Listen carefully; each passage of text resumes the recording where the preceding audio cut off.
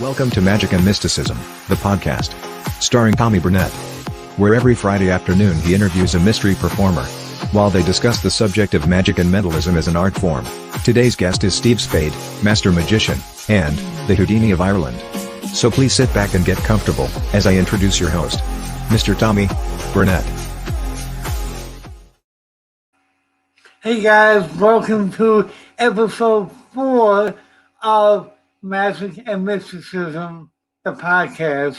I'm Tommy Burnett, your host, and today we have a very cool guest all the way from Ireland, my good friend Steve Spade. He's known as Ireland's Houdini. He's also a mentalist and a musician. He's also a very good friend, and let's bring him out right now. He is Steve Spade. Hey Steve, how are you, my friend? Hey Tommy, how are you, man? Happy New Year. Happy New Year to you. Yes, and to all our viewers, I'm sorry, Happy New Year. So how you doing? How you doing today? I'm good, man. I'm good. I mean, it's so much introduction, and it's a lot of pressure to be like Ireland's Houdini and all that. But the Irish media called me many years ago after doing underwater escapes and different escapes. So trying to live up to that title is a constant burden. I bet it is. But from what I can tell, you're doing a good job. So Thank you. Yeah. I do my best. Yeah, I think we all do our best. At least I know I try and do my best. So I like, before we get started, I usually have my guests just say a few words about themselves. So tell us about yourself. Well, first and foremost, man, congratulations on the podcast. It's awesome that you're doing it. I'm delighted and honored to be on the show. So thanks so much for inviting me on, especially your New Year's show, which is awesome. Big start to 2021. Yeah, well, thank you. I think your video might be frozen. Okay. So. Are we good? No, I hope it isn't my Wi-Fi. But okay. I can hear you fine. Yeah, I'll shoot. So I'm a magician and an escape artist, and I do all sorts of all the different aspects of magic really over the last 15 years or so. But I think in the last few years it's been more the escapes that have kind of drawn more attention, and that's where the whole Ireland's Houdini thing kind of came in. And I suppose initially I was kind of a bit reluctant to kind of go with it, but the media started calling me, and it just started kind of snowballing. And I kind of wanted to be my own type of performer and didn't want to live in any performer's shadow like Houdini or anyone else. But I think at the start it was probably like lazy journalism, and then as I started doing more and more and more of them, it really started to stick. And then I won a set of Houdini's handcuffs on a TV show, and then all the different connections to Houdini just started kind of piling on, and that's where the whole Ireland's Houdini thing kind of came from. So initially I was kind of shunning away from it, but now I'm trying to kind of live up to it, like I was saying, and it's kind of like a constant kind of a challenge to kind of develop it, Mm-hmm. Oh, there we go. Now you're back. Yeah. It might have been my Wi-Fi. I apologize. No problem. So, what would you call yourself? Are you a musician? Are you an escape artist, or are you everything? Yeah. Yeah, I mean, it's kind of a tough one because I kind of love all the different types of magic. But I suppose over the last few years, it's been a lot of the escapology things. But I am a magician. Kind of classically trained, if you will, So it's always been magic, and then there's different levels on that and different layers. And then sometimes I see it like jackets. Sometimes you put on your mentalism jacket, and then other times you put on your escape artist jacket. In that case, it's usually a leather jacket. But you know what I mean? It's just a kind of a thing. The BBC called me a master magician, and I'm trying to kind of break into that side of things now. Because I do escapology and mind reading and magic and close up magic and just normal sleight of hand magic and mentalism, hypnosis, and so I am trying to kind of, I suppose, hone that all in. But I think it's kind of cool that people don't know what to call you. They're like, oh, I met this guy and he read my mind, or I met this guy and he did this incredible escape, or whatever. So it's nice to just kind of have that air of just mystery. Yeah, I agree. Hang on for a minute. But yeah, I'm sure lots of people call me awful things though. Yeah, a lot of people call me stuff too. It isn't all good. It isn't all good. Yeah, I've been called worse, man. You can call me whatever. Don't worry. Yeah, no, I hear you. So before I forget, you also have a your own website where you sell matches as well, right? Yeah. So myself and Dave Peace, who you were on the podcast, Deceive Reality, we decided to put an online store up because there was no store in Ireland. The only magic shop ever in Ireland was in my hometown here in Limerick, and it closed a couple of years ago. And then when it closed, we were thinking about opening like a brick and mortar shop, but then we kind of held off, and then COVID happened and everything else. And then we were like, we weren't going to do it this year. And then we were thinking, you know what, we won't let kind of COVID and the pandemic kind of get the best of us. Let's do it anyway. So we started with the podcast, and we're on episode 22 now, or 23. And now we're going to kickstart into the new year with the podcast going on again. And now the shop has launched since November. So yeah, it's exciting times. It's all new. But this year we're going to do like a full launch for the site now. We're going to have master classes and things like that on it as well. Very cool. Yeah, very cool. I'll put the site up back a little later so people can keep seeing it. Yeah, great. Thanks. As we go through, because I think it's important, especially if anybody from Ireland is watching you right now, and y'all know that there's a shop in Ireland, and maybe one day it will be brick and mortar. I mean, I'd love that. You know, I kind of love going to any countries in Europe or anything, and you go and you visit the old magic shops. It's just a magical feeling to go in. And I think when you're a professional magician, you're always looking for those little magic moments again. You know, they could be either wild or fooled or whatever. And I think when you go to some of those old magic shops, especially the one in Barcelona, it's a very, very, very old one. Yeah, sure. I did it some years ago, and it's just incredible to go in there, and it just feels, it's got that essence and that kind of smell, and that, you know what I mean? It's just old, and it's like an antique shop, not even a magic shop. You know what I mean? Of course, yeah.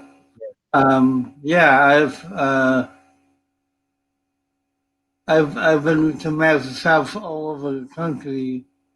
There's one a number in California, but the one in Hollywood, it was when I first met Michael Amar. Well, he just walked in one day, and everyone was like, "Hey, that's Michael Amar." I was like, "I don't care." I was like, "Hey, Michael, how are you?" Yeah. Yeah, so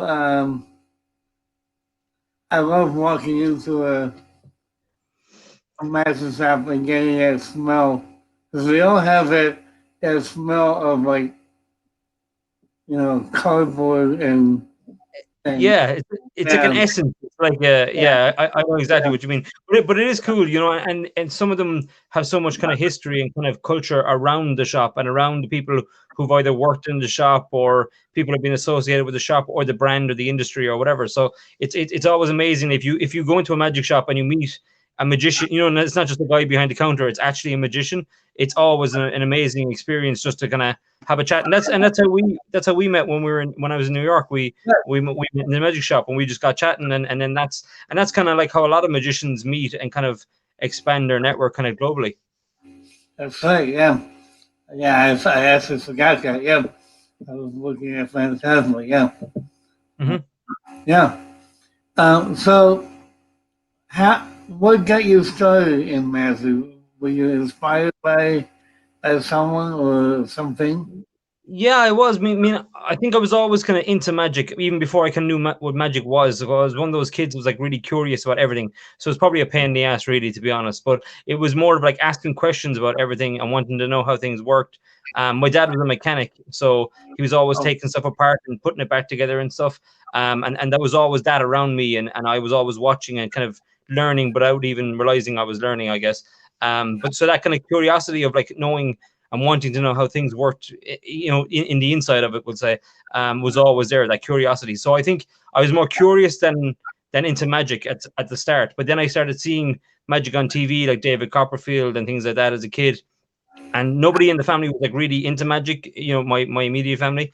But we'd all watch magic if it was on TV, like Paul Daniels would be on, or David Copperfield or something. We'd always sit down and make a thing of watching it. And I just got captivated. I was the youngest in the family. And I wanted to do the trick kind of like straight away. I'd watch it and then I tried to like reenact it. It was just crazy. So I think it's just one of those things that just really got into me. It was like a hobby that then became a career, I guess, over a massive period of time and loads of mistakes and everything else. But you build up to kind of like what you want to do. But I remember as a kid, people used to ask me, what do you want to do when you grow up, kind of thing. And I used to say a magician, even though I might as well have said like a fire truck or, a spaceman or whatever, because it seemed like such a distance away from where I was at that time. Sure. Yeah. What about escapology? How can you get into that? Yeah, so I remember being about 7 or 8, I think it was, and it was Christmas time, and I watched the old Houdini movie with Tony Curtis, and I watched it with my dad, and we sat there and we watched it, and I was just captivated. And I remember then kind of like researching who he was and all that kind of stuff afterwards, and getting books. Then at Christmas time, I get a magic set and an old book, and then I just kind of just fell in love with the whole idea of being a magician and everything. And I think Houdini was one of those things that I was always drawn to. It was always that kind of physical side of things and the stunt side of things and all that. The different disciplines that escapology has, I think, always really enticed me more. I mean, it's not like, I'm not saying that you can fake other styles of magic, but you really can't kind of half-ass escapology. You either know how to pick a lock or you don't. There's no, obviously you can buy trick, all sorts of things, but if when it comes down to it, if you want to be like an escape artist that's going to get challenged by the public, then you need to be able to pick any lock at any time. And I love that kind of discipline that you had to kind of learn. Yeah. Yeah. And I mean, it's also very, very physical. You have to be in shape to a certain. Yeah, I've been in better shape, that's for sure. But I mean, like this year there's been a lot of like watching downloads and sitting on the couch and a few virtual shows here and there kind of thing. So I'm not as physical. My last big stunt was the one I did for the when the BBC I was telling you about with the so it was a challenge escape. So so I'll bring you right back and I'll explain it to you. So I done loads of different escapes. I done like underwater escapes. I done like a Joan of Arc, kind of a burning at the stake, kind of an illusion in a castle here in Ireland.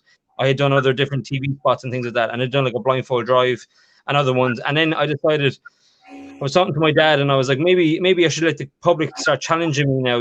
I think I'd be able to accept, pretty much any challenge at this point. I'd be confident enough, kind of, so I'll be pretty confident. So it was one of those things that we start kind of pushing that side of things. So I kind of decided I would, and then nothing really happened for a while. And in the meantime, my dad had passed away. So it was the Christmas that he passed away into the new year. And I put up a post on Instagram saying, I'm called Ireland's Houdini, come and challenge me. If you've got a challenge, it's good enough to challenge me kind of thing, I'll accept it. So I thought nothing of it. And to be honest, I put it up at like 12 at night, and I had too many whiskeys, and it was just one of those kind of confidence things. And I was just like, I'll just put it up and I'll see what happens. But I got loads of requests, lots of different unusual requests to do different things. And then this one company was like really serious, and I got an email from them, and initially I ignored it. And then about a week after I ignored it, I had a call out video put on my Facebook and on my social media, spread all over the place, saying, we want you to come up to Northern Ireland and prove yourself. And, if you're Ireland's Houdini, we want you to accept this challenge. And then what we want you to incorporate into the challenge is you have to escape from a mobile home before it gets hit by a wrecking ball in under 90 seconds. And that's what the pitch was. And I was just like, what's this about? So it just became very real. And then I kind of had to accept it. And then I had to like pull in, I've done some like TV consultancy and stuff like that. So I'd worked on Vikings, and I knew some stuntmen and coordinators. So we were able to kind of like work together and not kill me. Wow. Very cool. Wow. So that was pretty crazy.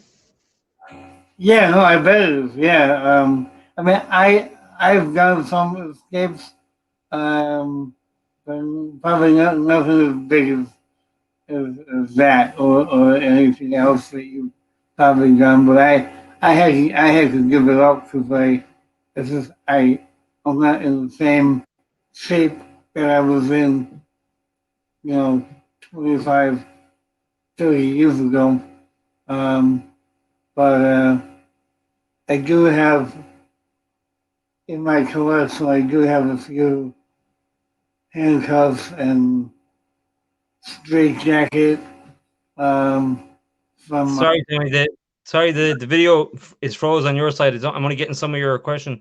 Sorry. Okay, let's see. How about now? Can you see me now? Is it working now? No. Okay. Hmm. How about now? Can you hear me now? Okay. Well, Steve has left the broadcast for a moment, and we'll wait for him to try and come back. In the meantime, let's pull up his website one more time. It's deceivedreality.com. It's the only magic shop in Ireland at the moment. So please check it out and buy some stuff. And some of my stuff will be on that site as well in the near future. So it's funny, Michael Lee says whiskey can have that effect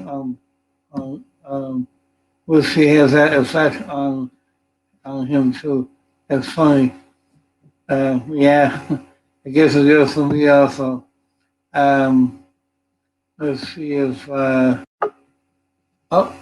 we go. Device not connected. Oh boy, that's not good. Okay, he's connecting now, so that's what happens with live. When you do something live, Murphy's Law, always Murphy's Law. Let's see if he can connect you.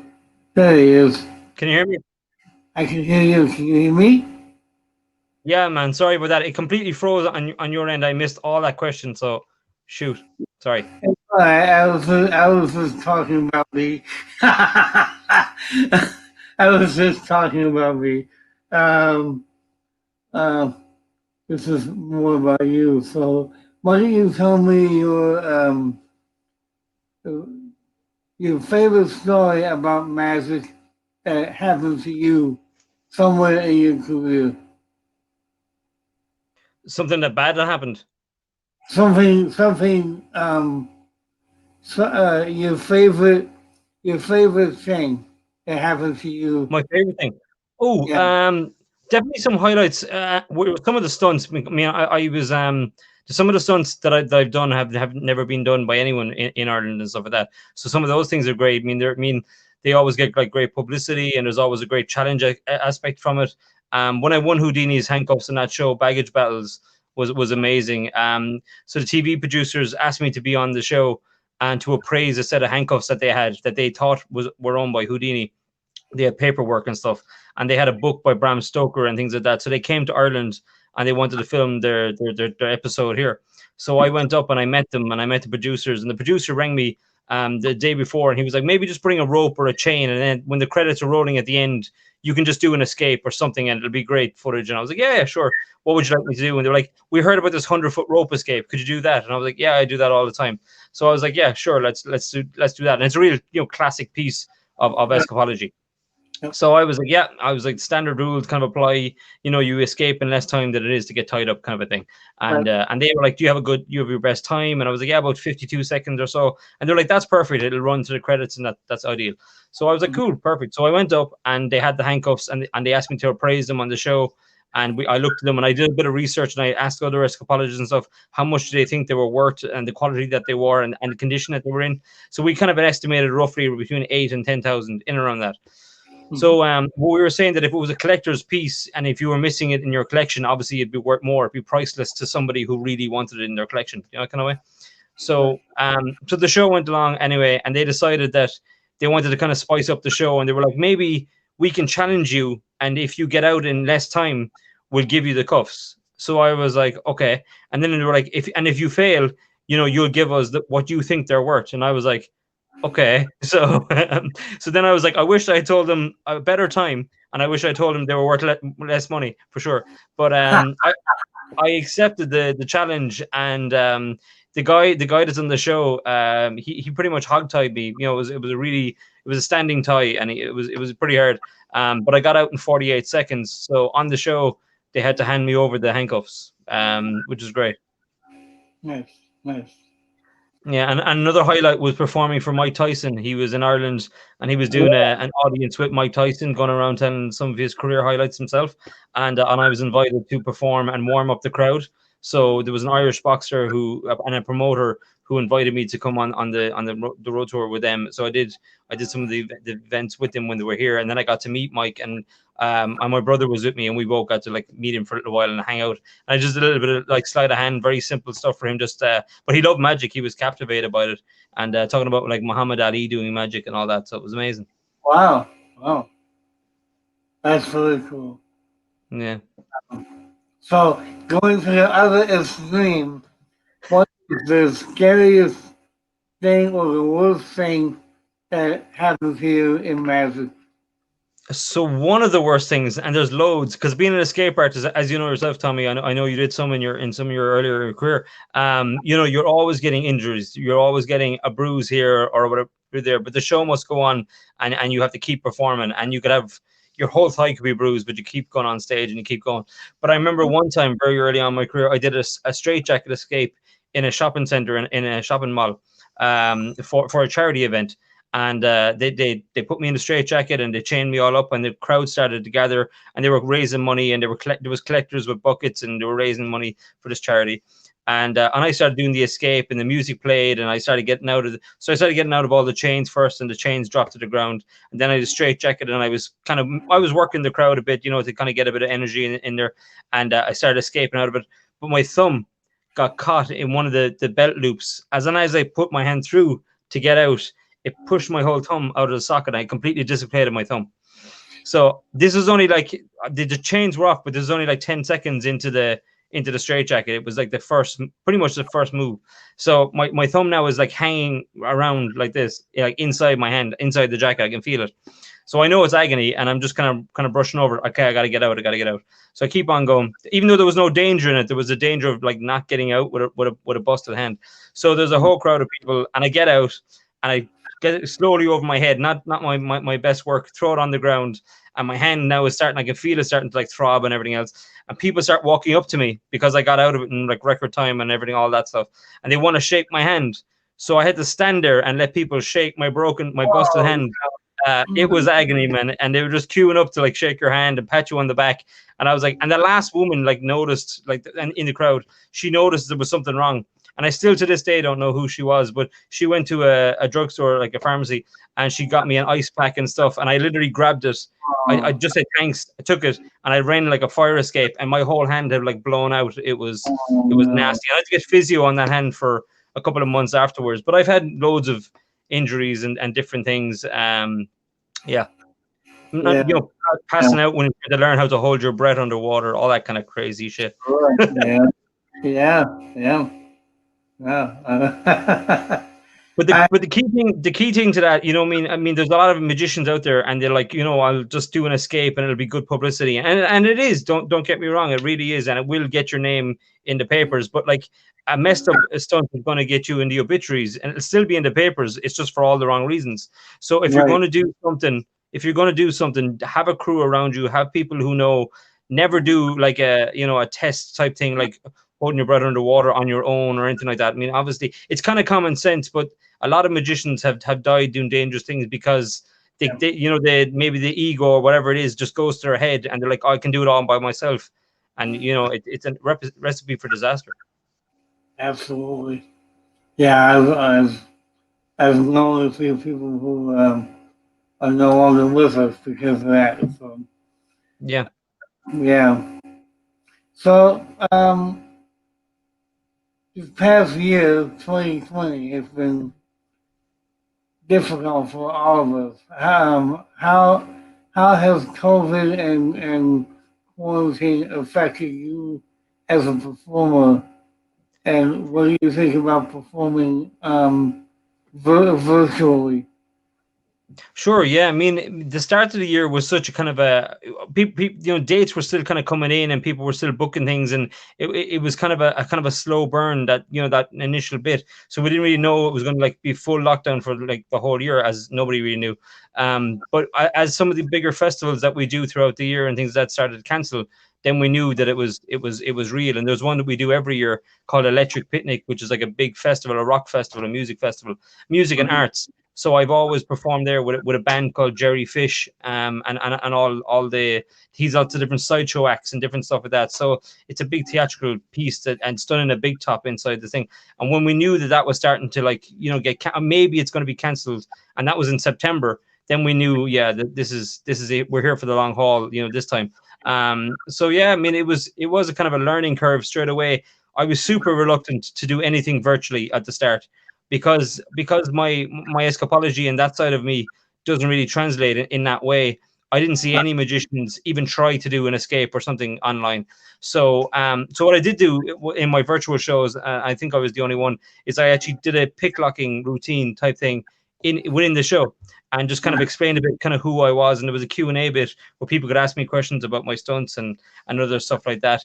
I kind of went on the idea then that like it was quality over quantity. I didn't want to be doing 10 virtual shows a day for a minimum fee type thing. I kind of wanted to only do what I wanted to do, and it was just kind of one of those things, kind of meeting a kind of a level ground, so somewhere I was happy to perform. But it's not the same, it really isn't. I mean, you can have a really good virtual show, but being a stage performer, you're not going to have the same adrenaline kind of kick that you normally would get being on in front of a live audience. And that kind of it's like a comedian too, that kind of unpredicted, you don't know what the next little moment is going to happen on stage, and you have to be able to bounce and move with that.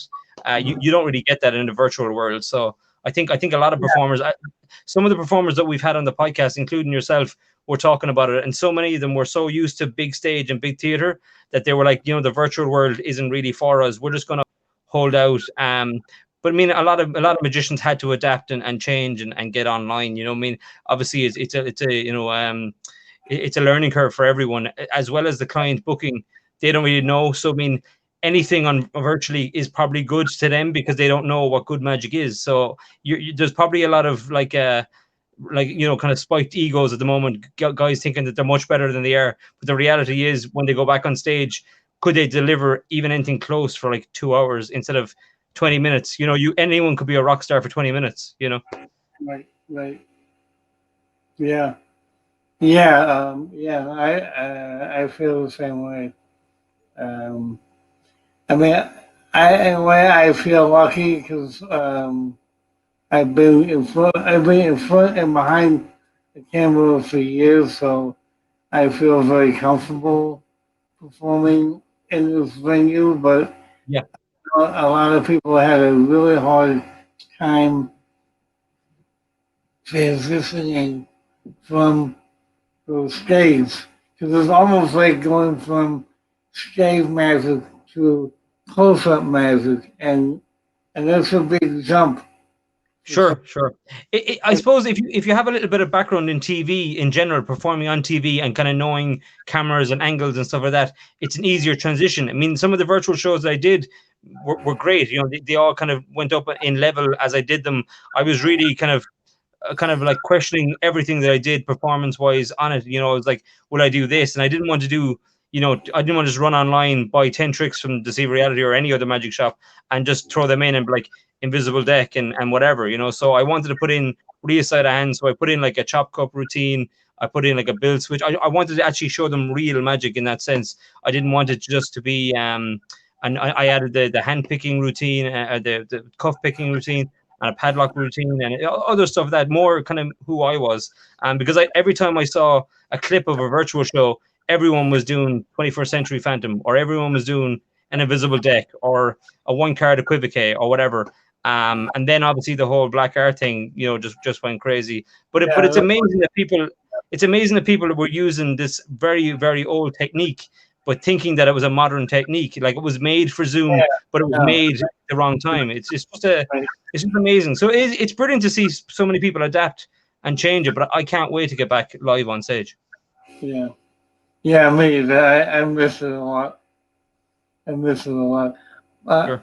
I am grateful though that I was just kind of dived right into it from the beginning, and I didn't have to follow anybody to do it, because I know a lot of people kind of floundered for a few months trying to figure out what they were going to do. I'm a bit of a perfectionist, and I think it comes down to being the escape artist thing. Because I mean, the worst thing that happens if you're a magician and you get a trick wrong is, oh, 2 of hearts. Oh no, it was a 4 of hearts. Oh shit, bad day. But if you're an escape artist and something goes wrong, it drastically goes wrong, and not just for you, but for the whole crew and for everyone watching. So I think that kind of level of kind of perfection that I have, that's just, even though I knew the show was good, it wasn't good enough for me. And I'm always a believer that you're only as good as your last show. And I didn't want my last show to be, a 20-minute Zoom call to a corporate company when I've done bigger stunts and bigger things that I want to rest my name on, So I was super reluctant. I was like, I don't know, do I want to do this? I kind of, it kind of wasn't for me. But then as I started doing it and clients came to me that I was meant to be working for live, and they were like, is there any alternative? Can you do this? Could you do that? And then I started making like custom made shows just for them. So that was even nice as well. There was a challenge within that too. I don't know why I challenge myself so much. I don't know. Yeah. Where is the coolest place you've ever performed at? Somewhere very local and close to you. Times Square is definitely one of my favorite places to perform ever. Every time I'm in New York, I have to just spend a little bit of time. I think it's just a mentality of like seeing like David Blaine and stuff on TV and years ago, and like movies. And I think growing up in Ireland and seeing like New York is like one of those things. So every time I'm in New York, I have to perform a little bit in Times Square, or usually I'm doing a show in and around that area anywhere in Manhattan or something. So I always pop down to Times Square and just do a little bit of magic. And it's just one of those places. It's just the energy. You can just feel the energy there. Definitely one of my favorite places to do just a little bit of like that, a little bit of close up magic or whatever. It's usually off the clock. It's kind of one of those things. We'll just go down for a half an hour, and you're there like 4 or 5 hours, and you've all that energy there. You just kind of can't stop. So yeah, love doing that. Some other places. New York has always just really stood out to me for magic. I just think it's just one of those places that just always gravitates to it. I mean, I always get an amazing reaction anytime I perform in the States, so it's one of those things, obviously everywhere. But I mean, I think America is so used to seeing magic on TV, and good magic and strong magic on TV, with the likes of like Blaine and Copperfield and all this stuff, and everyone kind of grew up with it, that it's so normal almost and even though it's still special to see a close-up magician on the street or whatever, but I think people are so kind of ready they almost know how to react, that kind of way. So it's a blessing, because in Ireland it can be a different bit of reaction, and then obviously in the UK it can be a different reaction. Everywhere you perform, you get a little different reaction. It could be the same trick, but you'll always get a different reaction from different people, and that's the fun of it too. You never know really kind of what you're going to get. And I think it's like the comedians, it's like the nights you don't get heckled are like a bad night once you're a pro, because you kind of want to get heckled, so there's something that you can tweak or play with the audience and stuff like that. So yeah, I've always I'd perform for anyone, anywhere, any language, so it's always been that way. Yeah, I mean, I live nearby, so I love performing in Times Square. Not too long ago, some massive friends of mine that live nearby, and I would go as a group to Times Square and just, okay, you go. Okay, you go. You know, and then we get a big crowd of people. And there's nothing like it. Nothing like it. It's cool, man. I mean, it could be 4 o'clock in the morning and it feels like 4 o'clock in the afternoon, and that's the Yeah, magic of Times Square. And literally, time stops still while you're there. it really does. Yeah. Um.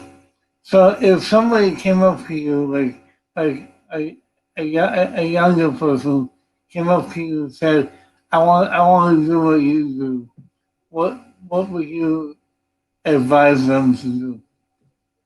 What would you guys do? I think I suppose there's so much like online magic now, and obviously there's loads of magic shops and different stores and different things you can download and everything else. But I think if you really want to learn the basics and the fundamentals and the foundations, I think you have to dig into the old books. I mean, I kind of ask if they wanted to be me. I mean, I'd say don't be for one. Be you. That's much better. But just kind of decide kind of what magician you want to be maybe, and then just kind of work towards that, and never really copy anyone. Just kind of like take little ideas here and there and make them your own, and always put your own stamp and your own name and brand and everything onto it.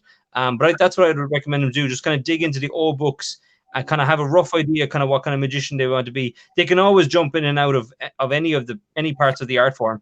But I think if they want to be a certain type of magician, you just need to study. I think people see it as a hobby. They don't really see it. I mean, we've all gotten oh, you're a magician, and what else do you do?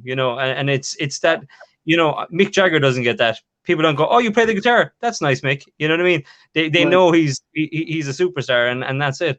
Right. So it's kind of funny that way, that we all, even though we could be you could be at top of your field in your industry, it's still like, oh, but what else do you do? You couldn't just be a magician or whatever. So that's kind of funny. I've always kind of liked that, because there's that awkwardness then when you're like, no, it is what I do, and then they're like, oh, all right, and then you get Yeah. that, oh, my kids would love you, and you're like, okay, I don't know what that means, but thanks, you know what I mean? It's just, Yeah. you Exactly. but it's part of it. But I think, yeah, I mean, a lot of magicians and younger magicians have asked me questions over the years about a certain idea or a prop or an illusion or a stunt or whatever. And I've always just been like, look, kind of to ask yourself why you want to be a magician, I suppose, first, and then kind of know what you're performing, instead of it just being a trick that you just learned. Kind of learn that you can adapt that one idea or move into like 100 tricks, and you don't need to buy a trick, all the time. You just need to kind of adapt what you already know. And I suppose that's where the kind of master magician thing comes in, where you can, pick up any item and do a trick with it. Or if you're working for a company, they can send you a product and say, can you do something with this? And you're like, yeah, of course I can. It's Mhm. just a matter of just thinking outside the box. And I think knowing the foundations, I think the problem with some of the magicians that are going to come up along in the next few years is it's going to be, a lot of it is going to be online. It's going to have that kind of like false sense of security, being, I'm a really good virtual magician, but you can't you can't last on stage. There's no momentum there. You know what I mean? So I think Right. some of that's going to be, I think that's going to be a little bit of an issue. But I mean, the brightest stars always shine through. It's just one of those things. But yeah, I mean, that's what I'd recommend. Just dig into the old books. There's gems in the old books. There's amazing stuff. I wouldn't be an escapologist if I hadn't looked into the old books. And then even some of the stuff that's out there for escapology, it's still such a really hidden part of magic. There's so many techniques that are still kind of very hidden and underground. And there's different societies and different things that kind of know the inner workings. And then so much of it is very practical then as well, where you have to be fit and physical and have to know how to pick locks and do all that kind of stuff. So there's no real trick to it. You're kind of like looking for the best magic book for escapology, but it doesn't really exist. And I think there's a kind of a magic within that too, that it's the holy grail, kind of, for me anyway. I mean, there's very little known. I mean, there's loads of like documented stuff about escapology, but you kind of don't know. You have to take it all with a pinch of salt, because some of it seems so ludicrous. You're like, that never happened. So I think it's nice. There's a layer of mystery to all of that. But yeah, that definitely would be my advice for a younger magician. Just kind of be you, and then add you into your magic, and then you'll be the best magician you can be. Excellent. Excellent. Um, okay, so I always ask my guests if, and because I have a um, and invested interest because I know how I do this, but how do you create a deep and meaningful connection with your audience while you're performing? I think I think very early on, because I was kind of like a street magician and closet magician, nightclub magician, and stuff like that. I always had like a certain trick or two or three tricks that I go to that would be really like a breaking conversation kind of a trick. So some stupid thing I used to do. There's a thing here called Nicorette. It might be over there too, where it's like a chewing gum and stop you smoking. So I used to just take someone's cigarette, put it in my hand, vanish it, not vanish it, and change into a Nicorette. And I'd be like, oh, that'll help you stop smoking. And people are just like, they see a change, but they also see the vanish, and they're kind of like, is this guy a salesperson or a magician? What the fuck is going on? So there was Yeah. always that like awkwardness, that little kind of glitch in the matrix, that kind of stops people in their tracks. I've always been one for that. I rarely, if ever, would come up to someone and say, "Hi, I'm a magician. Do you want to see a trick?" I prefer just to do something and almost like they either catch it out the corner of their eye or they just miss it completely. And I think that's if you were a real magician, I think that's what you would do. You would just, instead of like reaching for a coffee cup, it would just float to you. It'd be one of those. It'd be one of those things, and I think those little moments become more like magic. I think. Hmm. Hmm. I don't know. Does that answer your question, though? Maybe, kind of. Yeah. Um, like I'll give you an example for me. Sure. Um, you know who Peter Turner is, right? Mm-hmm.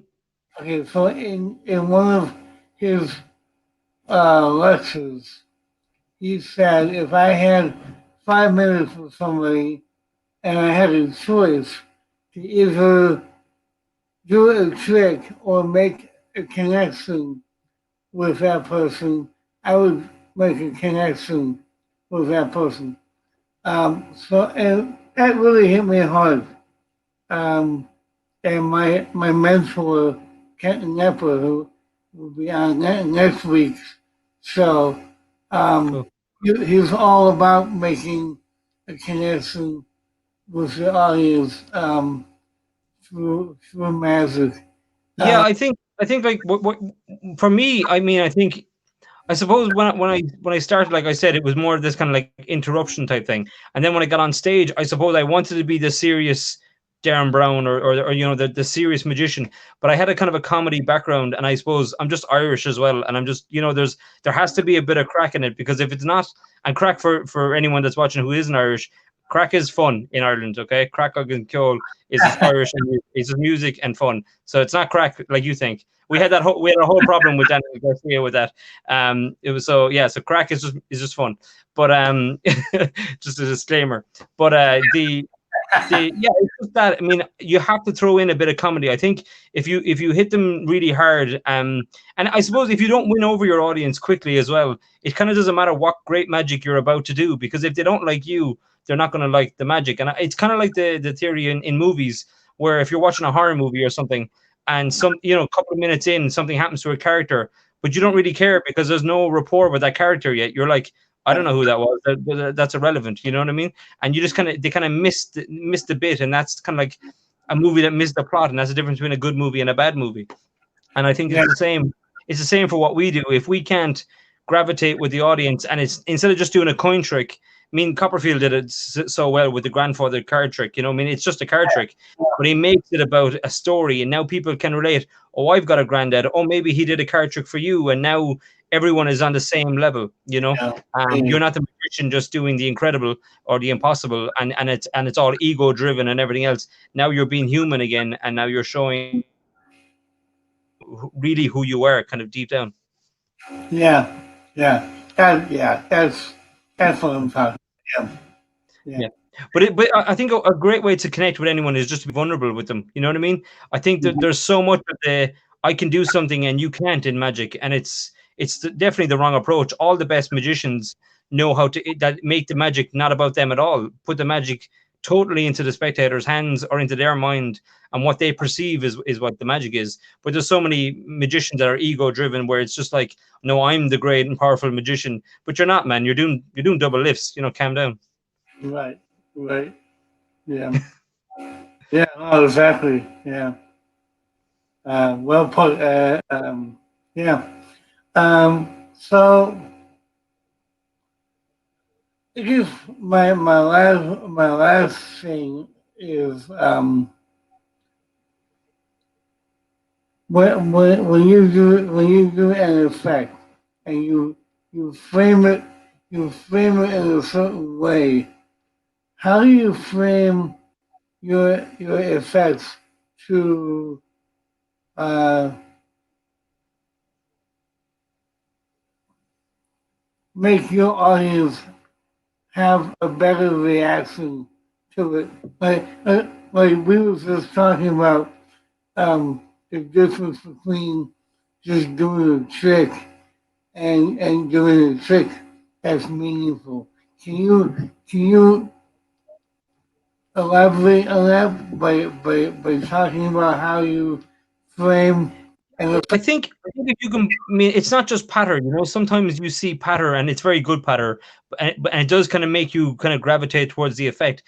But you can tell the difference between patter and something that's sincere and really happened. You know what I mean? So I think if you can make your magic very personal to that in that sense, and really, it kind of separates you from the other magician, really, because you're being you, and you're the only one that could do that trick like you. Any magician could do the trick, but the audience are kind of experience your kind of who you are within the magic. So I think if you are kind of vulnerable and kind of let your kind of guard down in that sense and kind of welcome them into your world, they will see the magic the same way you see it. And I think a lot of times you see magic kind of gets kind of stale because the magician isn't excited about it anymore because they've done the same trick 1,000 times and now there's no magic for them. But you have to remember the audience it might be the first time they've ever seen that. And you know, if you don't give it everything, there will be no connection, and then they won't really care. And then the thing is, something that happened very early on, and you always hear about it as well, is that you're like people are like, oh, I saw this great magician, and that's it. They never remember your name if you don't connect. If you connect with them, they'll never forget your name. I met Steve Spade. I met Tommy. Tommy read my mind. I met Steve. He did this incredible thing. You know, they'll always remember your name. But if they just like the trick, they'll only remember the trick, and then they'll be like, "Oh yeah, I was at this such and such club, and I met this amazing magician." But they don't know who you are. You're interchangeable. You could be a different magician could be there next week, and it wouldn't make a difference to them. yeah, beautiful. Yeah, Is there connection is really important, though, man. I think that's a really good, a kind of ground to ask different people on connection because if you can't connect with your audience, for example, with that stunt in Northern Ireland, that so it became a challenge escape, and when I got there, they didn't really, kind of they didn't know me, they didn't, in the audience, certain things like that, and it was all challenge, so it was kind of high energy, and I kind of. It was kind of back and forth, a lot of that, for a little while. And initially, it looked like it was kind of staged that way, but the reality was that they wanted to keep challenging me on top of the challenge. So then I found out like 3 days before the stunt, they didn't want me to use my own chains or padlocks. They wanted to supply them from a hardware store because they had done some research. Because I mean, they're their own company or whatever, and they wanted to see what a challenge escape kind of was, even though they challenged me. And they figured out that Houdini used to accept these challenges on top of things, and they were really sticking it to me. That let's see, can he really deliver? So they did want to use their own chains and handcuffs, and just about that connection. When I first started doing the stunt, nobody cared. Nobody really knew who I was. There was a big crowd there, but they probably just wanted to see me get blown up or crushed in a mobile home. I don't know.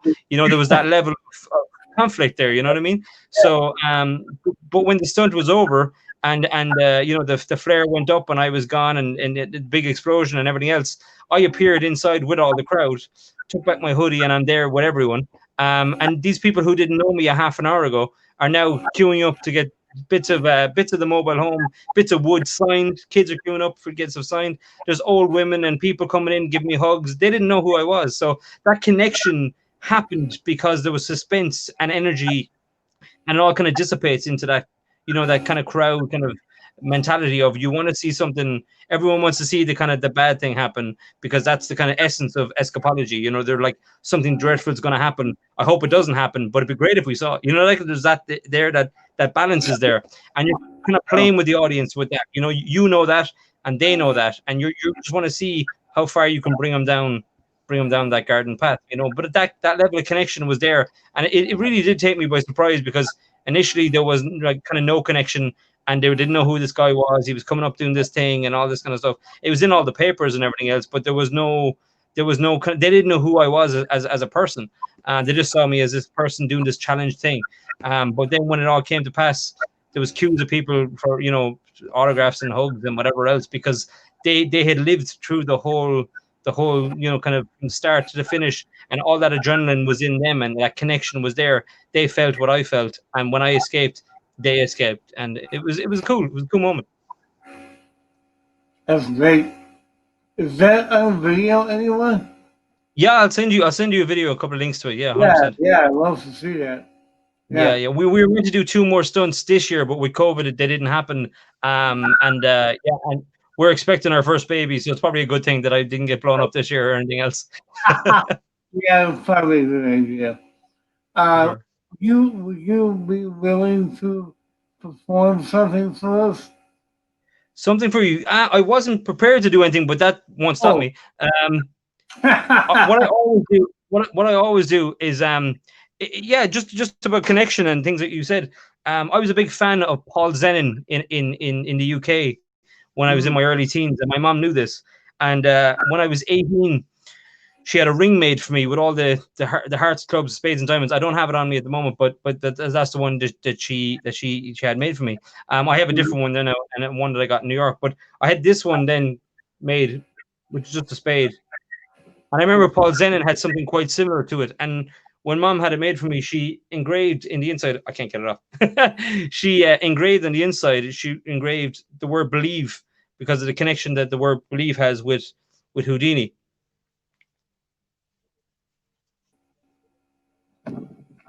There, Tommy. Yep. I hear you. So yeah, she had this ring made for me. I'm going to take it off so you can see it. Oh, there you go. It's really, really tight. It's a spade ring. Wow. And then on the inside of it, she had the date and the word "believe." You probably can't see that, but in the inside, the word "believe" is engraved in here. So I talk about this. I say that, you know, you should always believe in yourself and blah, blah. I take it off, and it's like a point of reference. I'm like, well, I'm Steve Spade, and this ring was made for me when I was 21 and by my mom or whatever. And then I just do a ring thing. I just do a ring thing.